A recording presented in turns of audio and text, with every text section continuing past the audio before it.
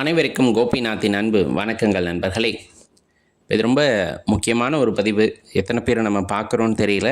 பார்க்குறவங்க இந்த வீடியோவை லைக் பண்ணுறதை விட 2 பேத்துக்கு ஷேர் பண்ணி விடுங்க. கண்டிப்பாக அது குறித்த புரிதல் ஏற்படட்டும். ஏன்னா நம்ம சம்பிரதாயங்களை பற்றி நாம் அடிப்படையில் புரிஞ்சுருக்கணும். யாராவது அதை தவறாக பேசினா அது வேண்டாம் அப்படின்னு சொல்கிற அளவுக்குனாச்சும் நம்ம இருக்கணும். ஏன்னா அதையும் ரசிக்கக்கூடிய மனநிலைக்கு நம்ம போயிட்டோம். அப்படிங்கிறனால தான் இந்த பதிவு கூட. நம்ம சம்பிரதாயத்தில் பார்த்தீங்க அப்படின்னா, நம்ம சமயத்தில் இந்த விபூதி அணிதல் அப்படிங்கிறது, திருமண் இடுதல் அப்படிங்கிறது, இந்த மாதிரி நிறைய விஷயங்கள் இருக்குப்பா. நிறைய விஷயங்கள் வந்து ஏதேனும் ஒரு காரணத்தை கொண்டு வந்து நமக்கு ஏற்படுத்தி இருக்கிறார்கள்.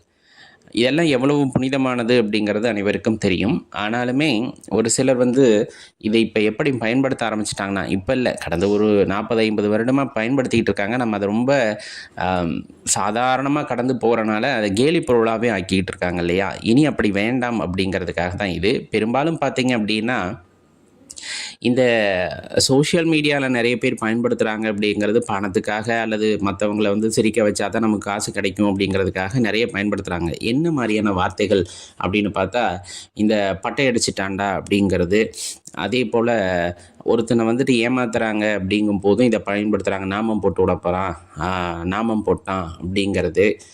இன்னும் சொல்லப்போனால் காவடி தூக்குறான் ஒருத்தனுக்கு வந்துட்டு, என்ன சொல்ல, அவன் எது சொன்னாலும் கேட்குறான் அப்படிங்கும்போது அந்த காவடி தூக்கிட்டு போகிறான் பாரு அப்படின்னு சொல்லக்கூடியது.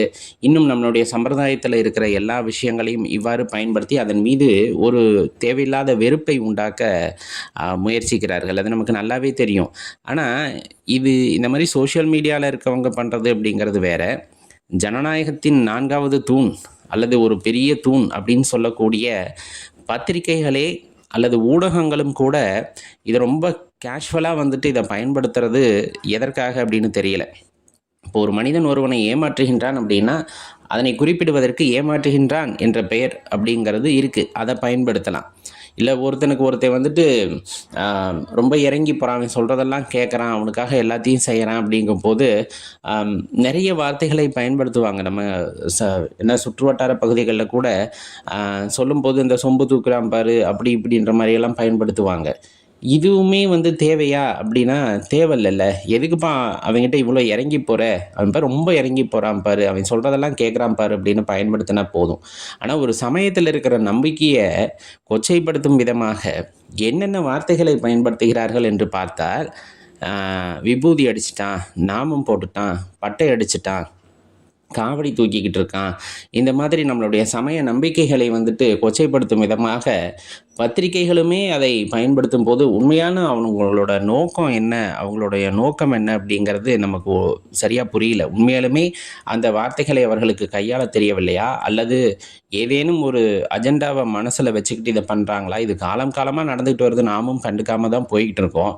ஆனால் இனிமேல் வரவங்களுக்காச்சும் அதை சொல்லலாம்ல. இனிமேல் வந்து அந்த மாதிரி பயன்படுத்தாதீங்க. தமிழில் வந்து அதுக்கு நிறைய வார்த்தைகள் இருக்குது, அந்த வார்த்தைகளை பயன்படுத்துங்க. நீங்கள் வந்து பெருசாக ரீச் ஆகணும் அப்படிங்கிறதுக்காக, பெரிதாக எல்லா இடத்துக்கும் போய் சேரணும் அப்படிங்கிறதுக்காக ஒரு சமயம் நம்பிக்கை சார்ந்த விஷயங்களை, அந்த வார்த்தைகளை எடுத்து போட்டு மற்றவர்களை புண்படுத்தாதீர்கள் அப்படிங்கிறத நம்ம ஆணித்தனமாக இந்த இடத்துல பதிவு பண்ண வேண்டிய அவசியமும் இருக்கிறது. கடந்து போக முடியாது. ஏன்னா இன்றைக்கி இந்த வார்த்தைகளை எடுத்து பயன்படுத்துகிறாங்க, நாளைக்கு நீங்கள் சார்ந்த நம்பிக்கையை எடுத்து பயன்படுத்தும் போது அது பெரிய வழியாக இருக்கும். அந்த வழியை ஒருவருக்கு உண்டாக்கி நாம் சம்பாதிக்கணுமா அப்படிங்கிறத அவங்க யோசிக்கணும்ல.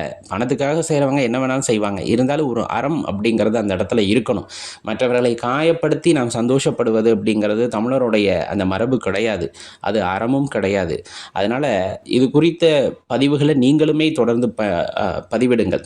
சமூக ஊடகமாக இருக்கலாம், அல்லது நம்ம இந்த மாதிரியான யூடியூப் தளங்களாக இருக்கலாம், ட்விட்டர், இந்த மாதிரி எது வேணும் இருந்துட்டு போகுது. அந்த இடத்துல இதற்கு சம்மந்தமாக யாராச்சும் பேசினாங்கன்னா அங்கே உங்களுடைய எதிர்கருத்தை வந்து தைரியமாக பயன்படுத்துங்க. இது வந்து நம்முடைய உரிமைகள்னு இல்லை, பிறரை காயப்படுத்தாதீங்க அப்படிங்கிறத தான் நம்ம பயன்படுத்துகிறோம் இல்லையா? இந்த மாதிரி நபர்களை நீங்களும் பார்த்துருப்பீங்க. அப்படி பார்த்துருந்தீங்கன்னா அவங்கக்கிட்டையும் பொறுமையாக சொல்லுங்கள், இனிமேல் இதை பயன்படுத்தாதீங்க, இதுக்கு பதிலாக இந்த வார்த்தைகளை பயன்படுத்துங்கள், தமிழில் நிறைய சொல்லாடல் இருக்குது, அந்த வார்த்தைகளை பயன்படுத்தி கொள்ளுங்கள் அப்படின்ட்டு சொல்லுவோம். அதற்கு மீறியும் பயன்படுத்தினார்கள் அப்படிங்கும் போது தமிழிலே கூறப்படுவது போல அறம் தவறியவர்கள் ஆவார்கள் அப்படிங்கிறத நம்ம இந்த இடத்துல தெளிவாக தெரிந்து கொள்ளலாம். கண்டிப்பாக இதை பற்றின புரிதல் அனைவருக்கும் ஏற்பட வேண்டும் என்பது தான் அடியேனுடைய எண்ணமும் கூட. நம்மளே பேசும்போதும் கூட சில நேரங்களில் தெரியாமல் அந்த வார்த்தைகளை பயன்படுத்தக்கூடும் இல்லையா? அதனால் அதையெல்லாம் கருத்தில் கொண்டு தெளிவாக பேசக்கூடிய ஆற்றலை நம்ம வளர்த்து கொள்ளும் பொழுது இந்த அழகான தமிழ் மொழிகளை உரையாடல் அப்படிங்கிறது ரொம்ப இனிமையானதாக இருக்கும் அப்படிங்கிறதையும் தெரிந்து கொள்ளலாம். இது குறித்து உங்களது கருத்துக்களை வந்து கீழே கமெண்ட்டில் பதிவு பண்ணுங்கள். மறக்காமல் இதை உங்கள் நண்பர்களுக்கும் பகிர்ந்தளியுங்கள். நன்றி, வணக்கம்.